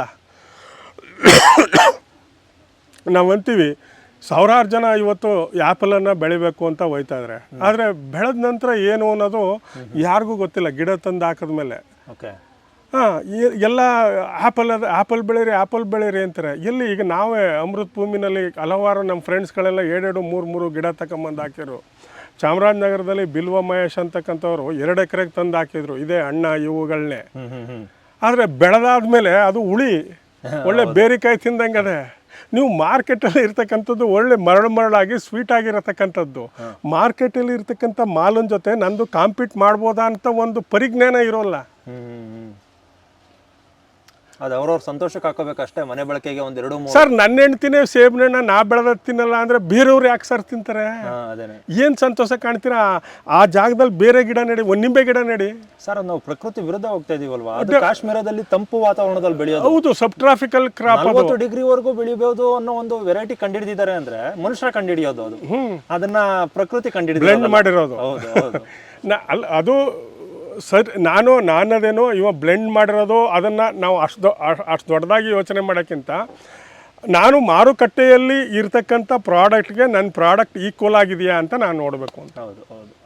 ಲಾಸು ಲಾಭದ ದೃಷ್ಟಿ ಕ್ರೋನ್ದಲ್ಲಿ ಈಗ ಮಾರುಕಟ್ಟೆನಲ್ಲಿ ಆ್ಯಪಲ್ ಬರ್ತಾ ಇದೆ, ಆ ಆ್ಯಪಲ್ಗೆ ನಂದು ಈಕ್ವಲೆಂಟ್ ಆಗಿದೆಯಾ. ಮತ್ತು ಇನ್ನೊಂದೇನು ಅಂದರೆ 1 ವರ್ಷ 2 ವರ್ಷ ಆದ ನಂತರ ತೋಟನಿಗೆ ನಾನು ಹೋಗಿ ನೋಡ್ಕೊಬಂದೆ ದೊಡ್ಡಬಳ್ಳಾಪುರದಲ್ಲಿ. ಗಿಡಗಳು ಸಾಯಕ್ಕೆ ಶುರುವಾಯ್ತವೆ, ಅದ್ರ ಬಗ್ಗೆ ಯಾರೂ ಮಾತಾಡಲ್ಲ. ಹೌದು, ಆ ಅಪ್ಪನ ಕೇಳಿದೆ, ಸರ್ ಇದನ್ನ ಯಾಕೆ ಹಾಕ್ಬಿಟ್ಟೆ ಅಂತಾರೆ. ಆದರೆ ವಿಡಿಯೋದಲ್ಲೆಲ್ಲ ಚೆನ್ನಾಗಿ ಮಾತಾಡ್ತಿದ್ದಾರಲ್ಲ ಯಜಮಾನ ಹುಳ ಬಂದಿರುತ್ತೆ ಆಲ್ರೆಡಿ ತೋಟಕ್ಕೆ, ಎಲ್ಲ ರೋಗಗಳು ಬಂದು ಗಿಡ ಸಾಯ್ತಾವೆ.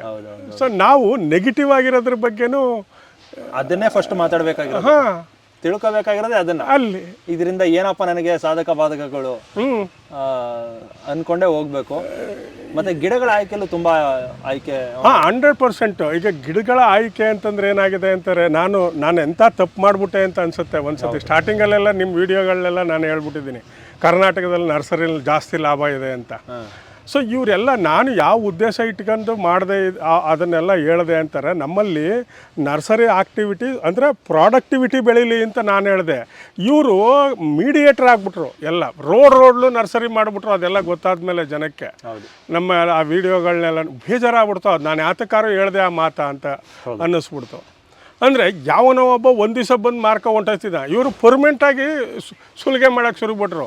ಅದ್ರ ಬಗ್ಗೆ ABCD ಗೊತ್ತಿಲ್ಲದವನ್ನೆಲ್ಲ ಮಾತಾಡ್ತಾನೆ. ಯಾರೋ ಒಬ್ಬರಿಗೆ ಮೊನ್ನೆ ನಮ್ಮ ಜಾಯ್ಕಾಯಿ ಗ್ರೂಪಲ್ಲೇ ಹೇಳ್ತಾರೆ, 15 ಅಡಿಗೆ ಒಂದೊಂದು ಜಾಯ್ಕಾಯಿ ನಡಿ ಸಾರ್ ಅಂತ ಹೇಳ್ತಾವನೆ. ಅಲ್ಲಿ ಗ್ರೂಪಲ್ಲಿರೋರು ಅವರು ವಾಯ್ಸ್ ಅವರು ಫೋನಲ್ಲಿ ಮಾತಾಡಿರೋದ್ನೀಗ ನಮ್ಮ ಜಾಯ್ಕಾಯಿ ಗ್ರೂಪ್ಗೆ ಹಾಕವ್ರೆ. 15 ಅಡಿಗೆ ಒಂದೊಂದು ಹಾಕಿ ಸಾರ್ ಜಾಯ್ಕಾಯಿನ, 1 ಎಕರೆ 300 ಜಾಯ್ಕಾಯಿ ಗಿಡ ಹಾಕ್ಬೋದು ಸಾರ್ ಅಂತ ಹೇಳ್ತಾವನೆ. ಯಾರು? ನರ್ಸರಿ ಅವನು. ಅವ್ರಿಗೆ ಗಿಡಗಳು ಸೇಲ್ ಆಗಬೇಕಲ್ಲ. ಹೆಂಗಿದೆ ಅಂತಂದರೆ ಆಮೇಲೆ ಇನ್ನೊಬ್ಬ ಫೋನ್ ಮಾಡಿಬಿಟ್ಟು ನಮ್ಮ ಇದರಲ್ಲಿ ಹೇಳ್ತಾವನೆ, ಒಬ್ರಿಗೆ ಹೇಳ್ತಾವನೆ 18 ಅಡಿಗೆ ತೆಂಗಿನ ಗಿಡ ನೆಡಿ ಸರ್ ಅಂತ ಹೇಳ್ತಾವನೆ. 15 ಅಡಿಗೆ ನೆಡಿ ಅಂತ ಹೇಳ್ತಾರೆ. 15 ಅಡಿಗೆ ನೆಡ್ಸವ್ರೆ ನಮ್ಮ ಕಣ್ಣು ಮುಂದೆ ಇರಬೇಕಾದ್ರೆ ಸರ್ ವಿಡಿಯೋ ಕಾಲ್ ಮಾಡ್ಕೊಂಡು ರಾಜಾರೋಷವಾಗಿ 15 ಅಡಿಗೆ ಒಂದೊಂದು ನೆಡಿ ಪರವಾಗಿಲ್ಲ ಅಂತಾರೆ. ಸರ್, ಒಂದು ಗರಿನೇ ನಿಮಗೆ 12 ಅಡಿ ಅಗಲ ಬರ್ತದೆ. ಹಾಂ ಒಂದು ಎಲೆ ಒಂದು ಮರ ಹತ್ತಿದ್ರೆ ಎಂಟೇರ್ ಇಡೀ ತೋಟನ ಟೂರ್ ಮಾಡ್ಬೋದು. ಹೌದು. ಹಾಂ ಹಾಂ ಹಾಂ ಅಲ್ಲಿಂದ ಅಲ್ಲಿಗೆ ಜಂಪ್ ಮಾಡ್ಕೊಂಡು ಅಲ್ಲಿಂದ ಅಲ್ಲಿಗೆ. ಹಾಂ, ಅದು ಎಲ್ಲೂ ಇಳಿಬೇಕಾಗಿಲ್ಲ, ಒಂಥರ ಸೇತುವೆ ಮೇಲೆ ನಡ್ದಂಗೆ ನಡ್ಕೊಂಡು ಹೋಗ್ಬೋದು. ಹೌದೌದೌದು. ಸೊ ಆಮೇಲೆ ನಾನದು ಯಾಕೆ ಆ ಥರ ಮೊನೋಕ್ರಾಪ್ ಮಾಡ್ತೀರಾ, ಮಧ್ಯೆ ಮಿಡ್ಲಲ್ಲಿ ಬೇರೆ ಬೇರೆ ಕ್ರಾಪ್ ಹಾಕೋಕ್ಕೆ ಪ್ಲ್ಯಾನ್ ಮಾಡಿ. ಈಗ ನೀವು ಒಂದು ತೆಂಗಿನ ಮರ ನೆಡೋಕ್ಕೆ ಬರೀ 2,000 ರೂಪಾಯಿ ಬರ್ತದೆ ಅದರಲ್ಲಿ ಆದಾಯ. ಬೇರೆ ಗಿಡ ನೆಟ್ಟರೆ ಜಾಸ್ತಿ ಬರ್ತದಲ್ಲ ದುಡ್ಡು. ಹೌದು. ನಾನದು ಒಂದು ಹಲಸಿನ ಗಿಡ ನೆಟ್ಟರೆ ಕನಿಷ್ಠ 5,000 ರೂಪಾಯಿ ಬರ್ತದೆ. ಇವತ್ತು ಹಲಸಿನಕಾಯಿ ವೆಜಿಟೇಬಲ್ಗೆ ಹೋಯ್ತದಲ್ಲಪ್ಪ, ವೆಜಿಟೇಬಲ್ಗೆ ಹೋಗೋವಂಥ ಹಲಸಿನಕಾಯಿ ನಿಮಗೆ 20 ರೂಪಾಯಿ ಅದ ಕೆ ಜಿ, ಹಣ್ಣು 30 ರೂಪಾಯಿ ಅದ. ಯಾವುದೋ ಹಲಸಿನ ಹಣ್ಣು. ಓಕೆ. ಒಂದು ಮರದಲ್ಲಿ ಈಗ ನಮ್ಮ ಹತ್ರನೇ ಬಿಡ್ತೀರ ಮರದಲ್ಲಿ 200 ಕೆ ಜಿ 300 ಕೆ ಜಿ ಹಲಸಿನ ಹಣ್ಣು ಬರ್ತದೆ. 10 ರೂಪಾಯಿ ಕೆ ಜಿ ಅಂತ ಇಟ್ಕೊಳ್ಳಿ, ಏನೂ ಬೇಡ. 300 ಕೆ ಜಿ ಹಲಸಿನ ಹಣ್ಣು ಬಂದರೆ 300 ರೂಪಾಯಿ ಆಯ್ತಲ್ಲ. 4 ತೆಂಗಿನ ಮರದ ಮಧ್ಯದಲ್ಲಿ ಒಂದು ನೆಡಿ. ಹೌದು. ತೆಂಗಿನ ಮರದಲ್ಲಿ 2,000, ಹಲಸಿನ ಮರದಲ್ಲಿ 3,000. ಒಂದು ಟಾಪ್ ರೂಟು, ಒಂದು ಡೀಪ್ ರೂಟು. ಹಾಂ ಹಾಂ ತೆಂಗು ಟಾಪ್ ರೂಟು, ಇದು ಡೀಪ್ ರೂಟು. ಇದು ಡೀಪ್ ರೂಟು. ಸಾಕಷ್ಟು ಎಲೆ ಉದುರ್ತದೆ, ಆರ್ಗ್ಯಾನಿಕ್ ಮ್ಯಾಟರ್ ಸಿಗ್ತದೆ. ಸಿಕ್ಕಾಬಟ್ಟೆ. ಪುನಃ 7 ತೆಂಗಿನ ಮರದ ಮಧ್ಯದಲ್ಲಿ ಯಾವುದಾದ್ರೂ ಒಂದಕ್ಕೊಂದು ಜಾಯ್ಕಾಯಿ ಹಾಕಿ, ಒಂದು ಕೋಕೋ ಹಾಕಿ, ಒಂದು ಕಾಫಿ ಹಾಕಿ, ಎಲ್ಲದರಲ್ಲೂ ಒಳ್ಳೆ ಬಯೋಮಾಸು. ಹಾಂ, ಆಗ ನಿಮಗೆ 1 ಎಕರೆಗೆ 4 ಲಕ್ಷ 3 ಲಕ್ಷ ದುಡ್ಡು ಬರೋಂಗೆ ಆಯ್ತದಲ್ಲ. ಹೌದು. ಒಂದು ಬಟರ್ ಫ್ರೂಟ್ ಹಾಕಿ, ಒಂದು ಬಟರ್ ಫ್ರೂಟ್ ಗಿಡದಲ್ಲಿ ಕನಿಷ್ಠ ಅಂತಂದ್ರು 3,000 ರಿಂದ 5,000 ದುಡ್ಡದೆ. ತೆಂಗಿನ ತೋಟದೊಳಗೆ ಮಾಡ್ಬೋದು. ಹೌದು. ನೀವು ಲೋಕಲ್ ವೆರೈಟಿಗೆ ಹೋಗ್ಬೇಡಿ. ಲೋಕಲ್ ಎಲ್ಲ ನೀವು ಬೇರೆ ವೆರೈಟಿಗಳನ್ನ ಹಾಕಿ ಬಟರ್ ಫ್ರೂಟಲ್ಲಿ ಕೀಪಿಂಗ್ ಕ್ವಾಲಿಟಿ ಚೆನ್ನಾಗಿರುತ್ತೆ ಹಣ್ಣದು. ಮತ್ತು ಮರದಲ್ಲಿ ಇಟ್ಕೊಂಡು ನೀವು ಮಾರ್ಬೋದು ಹಣ್ಣುಗಳನ್ನು. ಮತ್ತು ನಿಮ್ಮ ಕ್ಲೈಮೆಟಿಕಲ್ ಝೋನಿಗೆ ತಕ್ಕಂತೆ ನೀವು ವೆರೈಟಿಗಳನ್ನ ಚೂಸ್ ಮಾಡ್ಕೊಳ್ಳಿ. ಸುಮ್ಮನೆ ಬಲ್ಪ್ ಬಲೂನು ಅಂತೇನು ಮಾಡೋಕ್ಕೆ ಹೋಗ್ಬೇಡ್ರಿ. ಕ್ವಾಲಿಟಿ ಇಲ್ಲ ಫ್ರೂಟು, ಎಕ್ಸ್ಪೋರ್ಟ್ ಮಾಡೋಕ್ಕಾಗಲ್ಲ. ಮತ್ತು ಅದರಲ್ಲಿ ಏನು ಹೆಚ್ಚಿನ ವ್ಯಾಲ್ಯೂ ಆ್ಯಡ್ ಮಾಡೋಕ್ಕಾಗಲ್ಲ, ನ್ಯೂಟ್ರಿಷನ್ ವ್ಯಾಲ್ಯೂ ಇಲ್ಲದೆ ಇರೋದ್ರಿಂದ. ಸೊ ಹಾಗಾಗಿ ಗಿಡಗಳನ್ನ ಆಯ್ಕೆ ಮಾಡ್ಕೋಬೇಕಾದ್ರೆ ಅದು ರೂಟು ವೈಟ್ ರೂಟ್ ಇದೆಯಾ, ಗಿಡ ಆರ್ಡ್ನಿಂಗ್ ಆಗಿದೆಯಾ. ಎಲ್ಲರೂ ಏನು ಮಾಡ್ತಾರೆ, ಶೇಡ್ ನೆಟ್ ಒಳಗಡೆ ಇಟ್ಬಿಟ್ಟು ಗಿಡ ಕೊಡ್ತಾರೆ. ಅಲ್ಲಿ ಹೋದ ತಕ್ಷಣ ಗಿಡನಿಗೆ ಅದು ಸನ್ಬರ್ನ್ ಆಗೋಕ್ಕೆ ಶುರುವಾಗುತ್ತೆ. ಸನ್ಬರ್ನ್ ಆಗುತ್ತೆ ಅಂತ ಅಂದ್ಬಿಟ್ಟು ಅವನು ಅದಕ್ಕೊಂದು ಸುತ್ತ ಪರದೆ ಕಟ್ಟು ಅಂತ ಹೇಳ್ತಾನೆ. ಅದಕ್ಕೆ 150 ರೂಪಾಯಿ ಖರ್ಚು. ಸೊ ಅದನ್ನೆಲ್ಲ ಖರ್ಚು ಮಾಡೋದ್ರ ಬದಲು ಗಿಡ ಆರ್ಡ್ನಿಂಗ್ ಆಗಿರ್ತಕ್ಕಂಥ, ಬಿಸಿಲಲ್ಲಿ ಆರ್ಡ್ನಿಂಗ್ ಆಗಿರ್ತಕ್ಕಂಥ ಗಿಡಗಳನ್ನು ನೀವು ತಗೊಂಡೋಗಿ ನೆಟ್ಟರೆ ಆ ರೀತಿ ಯಾವುದೇ ಎಕ್ಸ್ಟ್ರಾ ಖರ್ಚು ಬರೋಲ್ಲ. ಹೌದು. ಆಮೇಲೆ ಗಿಡಗಳಿಗೆ ಡ್ರಿಪ್ ಮಾಡ್ತಿರಲ್ಲ, ಡ್ರಿಪ್ ಮಾಡಿದಾಗ ಏನಾಗುತ್ತೆ ಅಂತಂದರೆ, ನೀವು ಹೊಸ ಡ್ರಿಪ್ ಸಿಸ್ಟಮ್ನೀಗ ನೀವು ಮಾಡಿದಾಗ ಅಲ್ಲಿಗೆ ಡ್ರಿಪ್ಪರ್ ಹಾಕ್ತೀರ, ಗಿಡದ ಪಕ್ಕಕ್ಕೆ ಹಾಕಬೇಕು. ಯಾಕೆಂದರೆ ಅದು ರೂಟು ಡೆವಲಪ್ ಆಗಿರಲ್ಲ. ಆ ಕಾರಣಕ್ಕಾಗಿ ಗಿಡದ ಬುಡಕ್ಕೇ ನೀವು ಡ್ರಿಪ್ಪರ್ಗಳನ್ನು ಹಾಕಿದಾಗ ಬಿಸಿಲಲ್ಲಿ ನೀರು ಒಳಗೆ ಬಂದು ಕಾದಾಗ ಆ್ಯಕ್ಚುಲಿ ಲ್ಯಾಟ್ರು ಸಿಂಕ್ ಆಗಿಬಿಡುತ್ತೆ. 1 ಅಡಿ 2 ಅಡಿ 15 ದಿನದಲ್ಲಿ ಸಿಂಕ್ ಆಗಿಬಿಡುತ್ತೆ. ನೀವು ಇನ್ನೇನೋ ನಾವು ಡ್ರಿಪ್ ಮಾಡಿ ಬುಡಕ್ಕೆ ನೀರು ಬೀಳ್ತಾ ಇದೆ ಅಂತ ನೀವು ಮನೇಲಿ ಕೂತ್ಕೊಂಡ್ರೆ ನೀರೆಲ್ಲೋ ಇರುತ್ತೆ, ಗಿಡ ಎಲ್ಲೋ ಇರುತ್ತೆ, ಗಿಡ ಸತ್ತೋಗುತ್ತೆ. ಆಗ ನರ್ಸರಿ ಒಂದಲ್ಲ ತಪ್ಪು.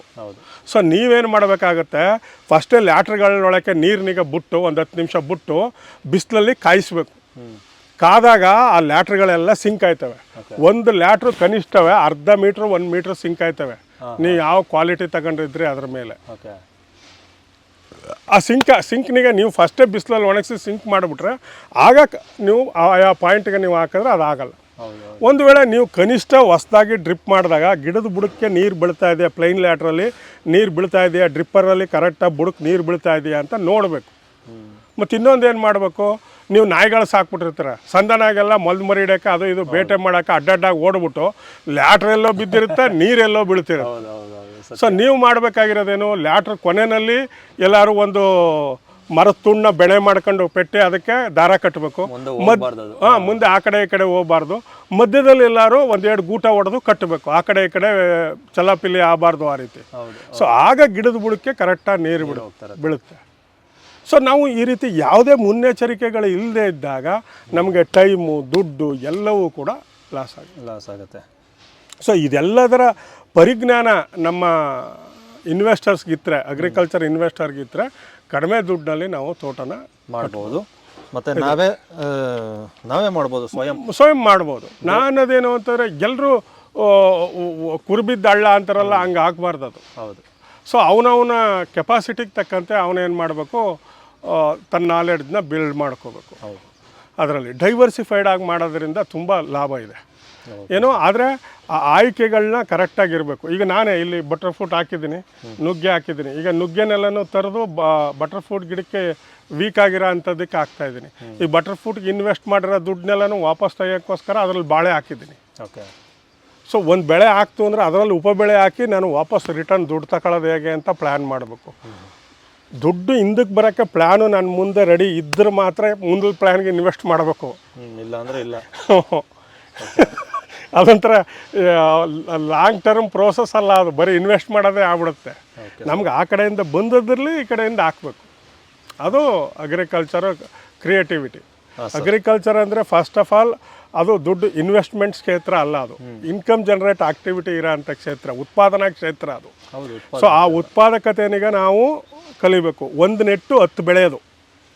ಓಕೆ ಸರ್, ನಿಮ್ಮ ಒಂದು ಸೆಮಿನಾರ್ ಕ್ಲಾಸಸ್ಗಳು ಯಾವ್ಯಾವ ಇರ್ತವೆ? ನಾವು ನಮ್ಮ ಫೇಸ್ಬುಕ್ಕು, ವಾಟ್ಸಪ್ಪು ಇದರಲ್ಲೆಲ್ಲ ಹಾಕ್ತಾ ಇರ್ತೀವಿ. ಈಗ ನೆಕ್ಸ್ಟು ಭಾನುವಾರನೂ ಇದೆ. ಈ ಥರದ್ದೆಲ್ಲ ತಿಂಗಳಿಗೊಂದು 2 ತಿಂಗಳಿಗೊಂದು ಈ ಥರದ್ದೆಲ್ಲ ಮಾಡ್ತೀವಿ. ಊಟ ತಿಂಡಿಗೆ ಏನು ಖರ್ಚಾಗುತ್ತೆ ಅಷ್ಟು ಮಾತ್ರ ನಾವು ಫೀಸಾಗಿ ಹಾಕ್ತೀವಿ ಅಷ್ಟೇ, ಇನ್ನೇನು ಇರೋದಿಲ್ಲ. ಸೊ ಆರಾಮ್ಸೆ ನಡೆಯುತ್ತೆ. ಅಕಸ್ಮಾತ್ ಯಾರಾದರೂ ಕಲ್ತ್ಕೋಬೇಕು ಅಂತ ಅಂದ್ಕೊಂಡಿರೋರು, ತೋಟ ಮಾಡಬೇಕು ಅಂತ ಅಂದ್ಕೊಂಡಿರೋರು, ಒಂದಷ್ಟು ಕ್ಲಾಸ್ಗಳು, ಈಗ ನೀವು ಕ್ಲಾಸ್ ಮಾಡ್ತೀರಾ, ಇನ್ನೂ ಒಂದಷ್ಟು ಜನ ಬೇರೆ ಕ್ಲಾಸ್ ಮಾಡ್ತಾರೆ. ಹೌದು, ಎಲ್ಲರದನ್ನು ಕೇಳಿ ಆಮೇಲೆ ಒಳ್ಳೇದು ಯಾವುದು ಅಂತ ಆಯ್ಕೆ ಮಾಡ್ಕೊಳ್ಳಿ. ಬೇರೆ ಬೇರೆ ತೋಟಗಳು, ದೊಡ್ಡ ದೊಡ್ಡ ಹೆಸರು ಮಾಡಿರೋಂಥ ರೈತರ ತೋಟನೇ ಆಗಲಿ, ಹೊಸೊಬ್ರು ತೋಟಗಳನ್ನೇ ಆಗಲಿ, ಹೌದು. ಎಲ್ಲ ಆಮೇಲೆ ಇವರು ಮಾಡಬೇಕಾಗಿರೋದೇನು ಅಂತಂದ್ರೆ, ಯಾರನ್ನ ಮೀಟ್ ಮಾಡಬೇಕು ಅಂತಂದ್ರೆ ಪ್ರಾಕ್ಟಿಕಲಿ ಅಗ್ರಿಕಲ್ಚರ್ಲಿ ಬದುಕ್ತಾವನಲ್ಲ ಅವ್ರನ್ನ ಮೀಟ್ ಮಾಡಬೇಕು. ಅಗ್ರಿಕಲ್ಚರ್ನೇ ನಂಬ್ಕೊಂಡು ಬದುಕ್ತಾನಲ್ಲ ಅವನ್ನ ಮೀಟ್ ಮಾಡ್ಬೇಕು ಹೊರತು ಅಗ್ರಿಕಲ್ಚರ್ ಪಾಠ ಮಾಡೋದಲ್ಲಿ ಬದುಕ್ತಾನಲ್ಲ ಅವ್ನು ನಂಬ್ಕೋಬಾರ್ದು. ಯಾಕಂದರೆ ಈ ಅಗ್ರಿಕಲ್ಚರ್ ಪಾಠ ಮಾಡ್ಕೊಂಡು ಬದುಕೋದು ಬೇರೆ ಥರದ್ದು. ಅಗ್ರಿಕಲ್ಚರ್ ನಂಬ್ಕೊಂಡು ಬದುಕ್ತಾನಲ್ಲ ನೋಡಿ, ಅವ ಅಲ್ಲೇ ಸಂಪಾದನೆ ಮಾಡಿ ಬದುಕವ, ಎಲ್ಲೇ ಅಗ್ರಿಕಲ್ಚರ್ಲೆ. ಸೊ ಅವನ ಹತ್ರ ನಿಜವಾದ ಸತ್ವ ಇರೋದು.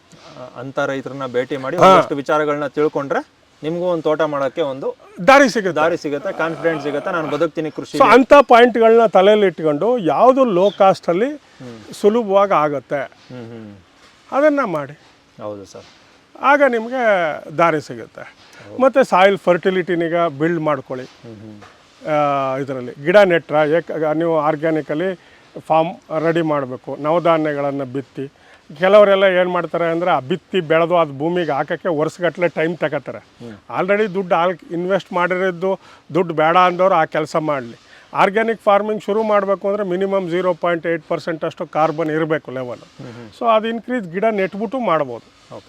ಮಧ್ಯೆ ನಮಗೇನು ಬೆಳೆ ಬೇಡ, ಅಟ್ಲೀಸ್ಟ್ ಸಾಯಿಲ್ ಫರ್ಟೈಲ್ ಆಗಲಿ ಇಂದಾಗ ನವಧಾನ್ಯಗಳನ್ನು ಹಾಕೋದು, ಜೀವಾಮೃತ, ಗೋಕೃಪಾಮೃತ ಇಂಥವುಗಳನ್ನೆಲ್ಲ ಭೂಮಿಗೆ ಕೊಡೋದು, ವೇಸ್ಟ್ ಡಿಕಂಪೋಸ್ಟ್ ಇರ್ಬೋದು, ಈ ಥರದ್ದೆಲ್ಲ ಕೊಡೋದು. ಅಥವಾ ನಮ್ಮದೇ ಎನಾರೋಬಿಕ್ ಜೀವಾಮೃತ ಘಟಕ ಮಾಡಿದ್ದೀವಲ್ಲ ಆ ಥರದ್ದು ಏನಾದ್ರು ಮಾಡ್ಕೊಂಡು ಕೊಡೋದು. ಇವೆಲ್ಲವನ್ನು ಮಾಡಿದ್ರೆ ನಾವು ಕಾಸ್ಟ್ ಆಫ್ ಪ್ರೊಡಕ್ಟ್ಸನ್ನು ಡಿಕ್ರೀಸ್ ಮಾಡ್ಬೋದು. ಆ ರೀತಿ ಮಾಡ್ಕೋಬೇಕು. Thank you sir. Thank you.